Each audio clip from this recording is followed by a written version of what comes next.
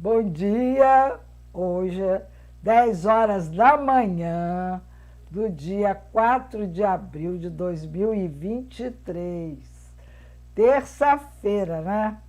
Eu quero comentar sobre um filme-série que estreou na Globoplay na quinta-feira, dia 29, sobre um casal, Colombo Vieira de Souza Júnior e Jessi Jane Vieira de Souza. E essa série, são 4 capítulos, né, dessa série. E já está passando, mas todo mundo pode ver, acessar a Globoplay e assistir. Né? Eu acho que vale a pena. Quem foram eles, né? Quem são esses personagens? Né?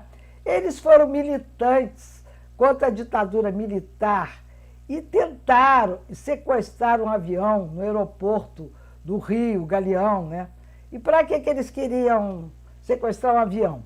Eles queriam sequestrar um avião para trocar por reféns que eram presos políticos, os reféns do avião por presos políticos, né? E aí os presos iriam também para o exterior, mas eles acabaram presos, né? Eles queriam livrar a cara de outros presos e eles acabaram também presos e ficaram atrás das grades por mais ou menos cerca de uns 9 anos. Evidentemente que em locais diferentes, né? Presídio feminino, presídio masculino, etc. Né? Mas nesse período, durante essa fase, né, eles trocaram cartas ou até meras mensagens, né, entre eles. E isso, na série, você pode ver esses trechos dessas cartas. Né? Então, e saber muita coisa. Por exemplo, 15 minutos depois que o avião Caravelle, PDX, da Cruzeiro do Sul, decolou do Rio de Janeiro, com destino a São Paulo, 4 jovens obrigam o piloto a voltar para o aeroporto do Galeão. Quem eram esses sequestradores? Os sequestradores eram integrantes do comando Reinaldo Silveira Pimenta, nome dado em homenagem a um militante da dissidência estudantil de Niterói, em 1969. E o que eles queriam? Eles exigiam, isso eu já mencionei, a libertação de 40 presos políticos e sua saída do país. Em solo, o avião foi cercado por tropas especiais da aeronáutica, que depois de esguichar a espuma nas janelas para impedir a visão de dentro para fora, arrombaram a porta e invadiram a aeronave. Eiraldo Palha Freire, um dos sequestradores, foi baleado. Morreu uma semana depois. Os outros, Fernando Palha Freire e Jane Vieira e Colombo, foram presos e condenados a mais de 20 anos de prisão. Né? Claro que ficaram muito menos tempo, a gente já viu isso. Voltando à série da Globoplay, Colombo morreu durante as gravações, mas conseguiu ainda, apesar de muito debilitado, trocar várias experiências, assim, mostrando e dando depoimento daquele período. Né? A última vez que eu falei com o Colombo, eu me lembro de tê-lo encontrado, acho que foi em Copacabana, ali pela Rua Santa Clara, e paramos para aquele dedo de prosa, né? Fundamental. Mas eu já conhecia o casal, já tinha até estado na casa deles, em Pendotiba, Niterói, ali perto da Vila Progresso. Agora, Jessi Jane, no período em que ela esteve presa, ela foi, isso para mim é uma coisa assim, fundamental. Né? Por quê? Porque ela teve como companheira de cela uma pessoa que é muito ligada a mim, e que é a Rosalice Fernandes. E então elas foram companheiras, não sei por quanto tempo, e isso tudo depois a gente vai ver quando eu entrevistar a Jessi, porque eu sei muita coisa através da Rosalice Fernandes desse período, né? Uma vez eu entrevistei a Rosa e ela contou coisas que até Deus duvida, né? O que foi a vida dela, né? O sofrimento nas mãos de militares truculentos, né?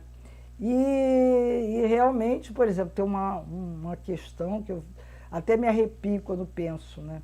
Que eles colocaram a Rosalice, eu não sei se quantas vezes, se era, eu não me lembro se foi com frequência ou não, em geladeira e nua, entendeu?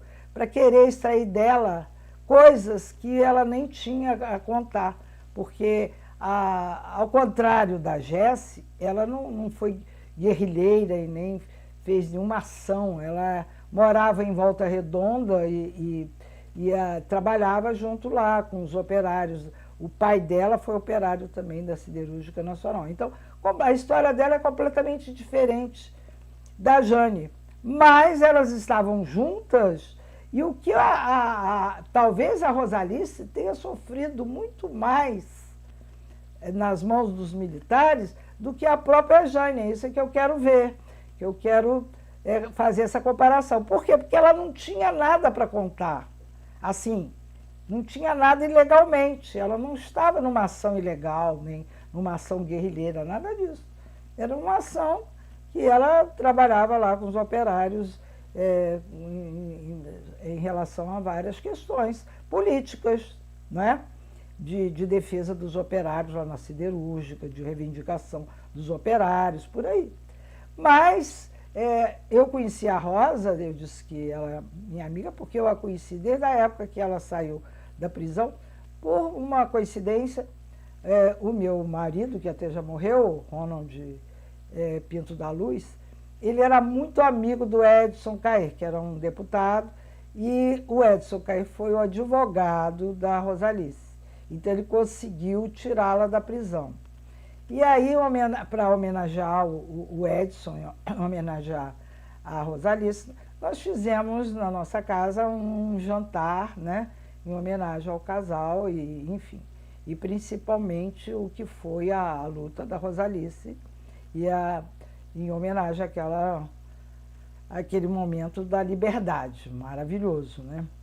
Agora, é isso que eu vou ficar por aí, porque eu quero ver o que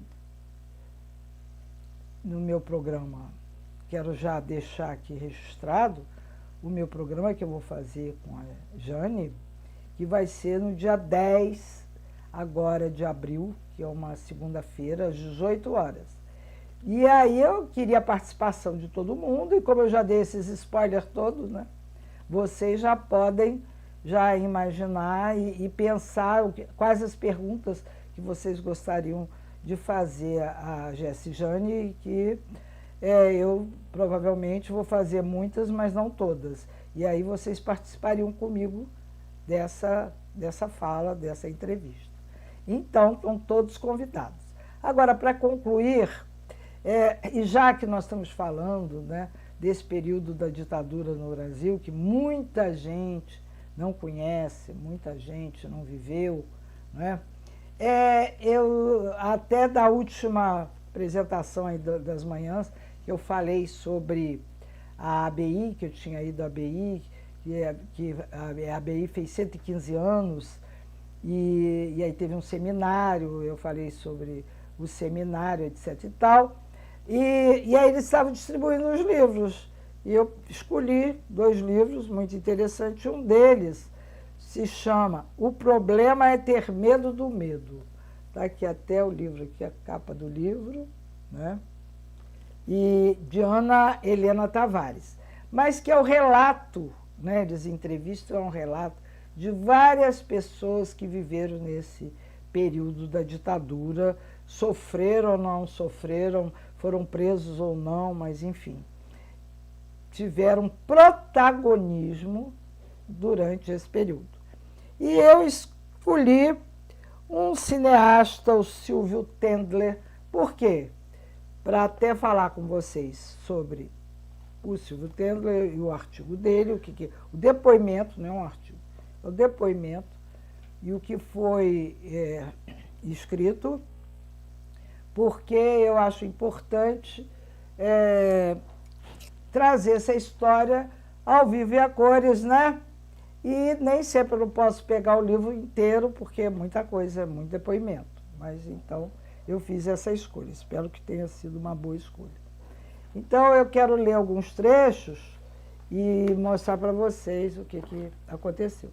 Então, no dia, ele começa até no início do golpe, né? O dia do golpe. E que ele tinha, nessa época, 14 anos. Ainda era um menino que também estava comemorando seu aniversário, que saiu para ir ao cinema com os amigos e tal, mas que os pais já recomendavam, porque se estava vivendo naquela época uma situação já que todo mundo sabia da iminência de um golpe. Então havia até uma rede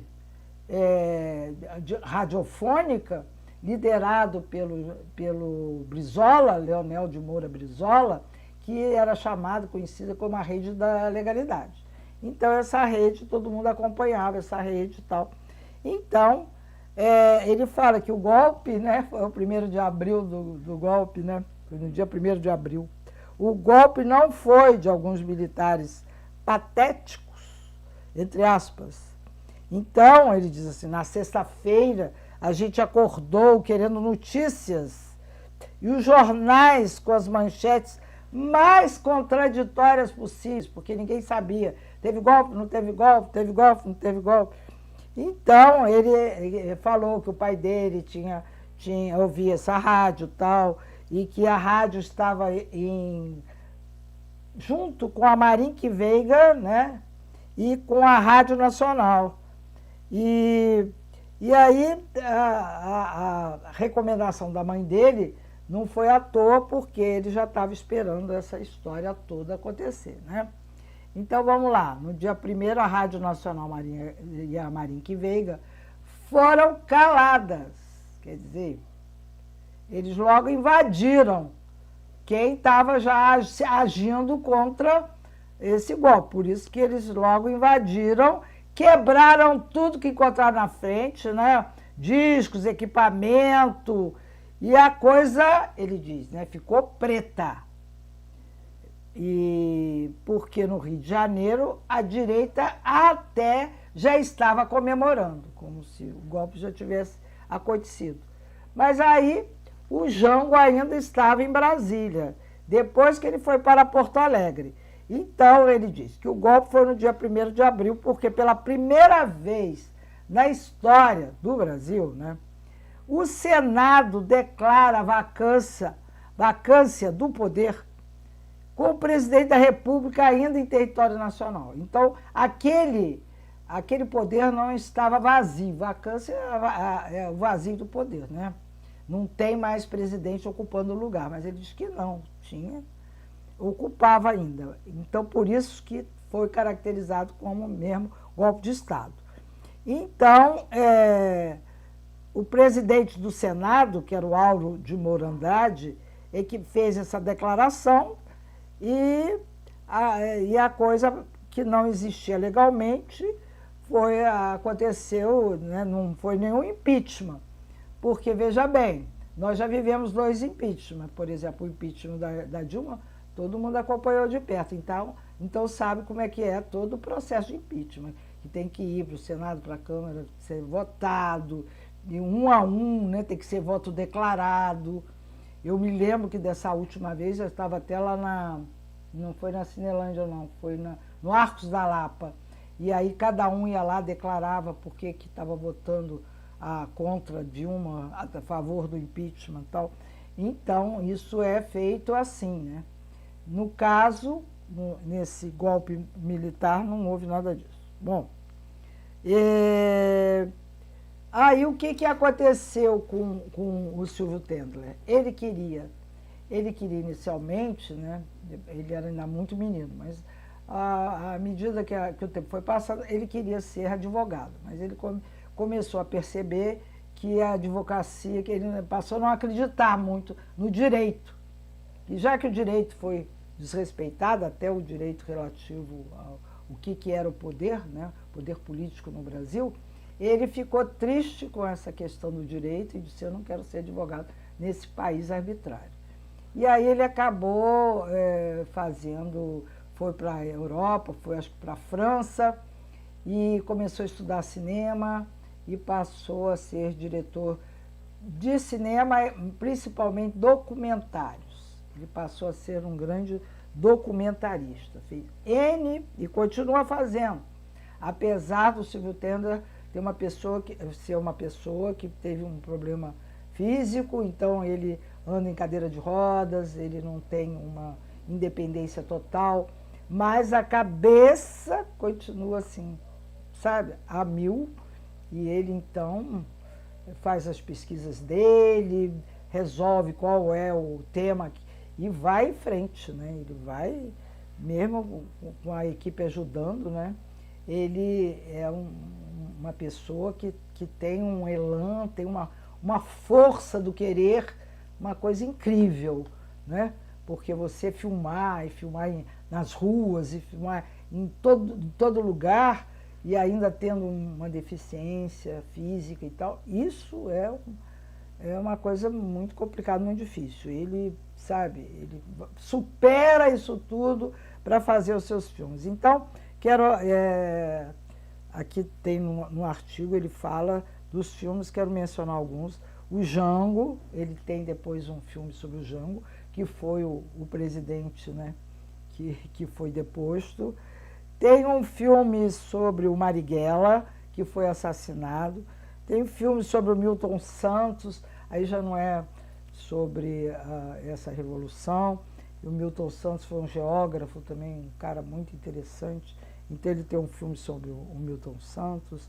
Então, quem mais? Ele tem também como é que chama aquele presidente que não assumiu porque morreu antes? Tancredo. Ele tem um filme sobre o Tancredo Neves. E aí, enfim, ele dizia assim, muita gente diz que o Silvio Tendler é o cineasta que fala dos fracassados, né? Daqueles que perderam o fio da história, ou foram desmontados, mobilizados, né? Mas depois deram um outro cognome para ele, uma outra denominação que ele prefere, que é o cineasta dos sonhos interrompidos. Porque, na verdade, essas personalidades não foram fracassadas, né? Mesmo tendo sido afastadas violentamente do poder, hoje elas foram... Fala do JK também, do Juscelino Kubitschek, né? Então, foram pessoas que contribuíram para que a história do Brasil também acontecesse e tivesse a outra versão dessa história. Então, era isso que eu queria hoje falar para vocês, trazer à tona esses personagens. Eu poderia, assim, rapidinho, falar de quem presta depoimento nesse livro, né? O Afonso Romano de Santana, Alberto Dines, Aloysio Palmar, Carlos Eugênio Paes, Cecília Coimbra. Esse Carlos Eugênio, eu conheci o Carlos Eugênio, mas ele não tinha esse nome, ele tinha um outro nome, era um cognome. Cecília Coimbra, Celso Lungaretti, Cid Benjamin, Evandro Teixeira, Fernando de Santa Rosa, Hélio Bicudo, Ivan Proença, Luiz Carlos de Souza Moreira, Marcelo Cerqueira, Margarida Pressburger, Marília Guimarães, Milton Coelho da Graça, Modesto da Silveira. O Modesto da Silveira, por exemplo, foi advogado de presos políticos. O tempo todo ele atuou para livrar as pessoas das prisões. Porque muita gente conseguiu se exilar, mas quem não conseguiu se exilar, né, acabou fugindo do país e ficou como exilado político, né? Pedro Casal Dáliga, Rosa Cardoso, Rui Moreira Lima, Sérgio Ricardo, Tchurê Potiguara, Tomás Balduino e Valdir Calheiros, além do citado Silvio Tendler. Então eu fico por aí e não se esqueça, vou voltar a falar que no dia 10, segunda-feira, a entrevista né, com a Jéssica e Jane. Pena que não tenha ainda o casal vivo, né, unidos, sempre estiveram unidos, morreram juntos, ele morreu junto com ela, né, não morreram juntos, porque ela ainda está viva, vivíssima, e vai nos falar sobre toda essa façanha. Porque, na realidade, quando eles imaginaram, né, sequestrar um avião, não sei o quê, não tinha experiência nenhuma, né? Eram muito jovens e, vamos dizer, queriam ser heróis, né? E essa vontade de um heroísmo, né, precoce e sem muito preparo, né, lhes custou muitíssimo, né? Mas olha, como o Brasil, né, porque a gente às vezes tem uma visão errônea do brasileiro, né, que só gosta de festa, só gosta de carnaval, só gosta de futebol, mas o brasileiro também, ele sabe lutar, né, e tem lutado, né? Então é isso tudo que a gente tem que ver, o outro lado do brasileiro, né, daquele que quer a justiça social, que quer um país realmente realizado e que evoluído, emancipado. Então eu fico por aí e até espero vocês no dia 10, às 18 horas. Muito obrigado e um bom dia para todos.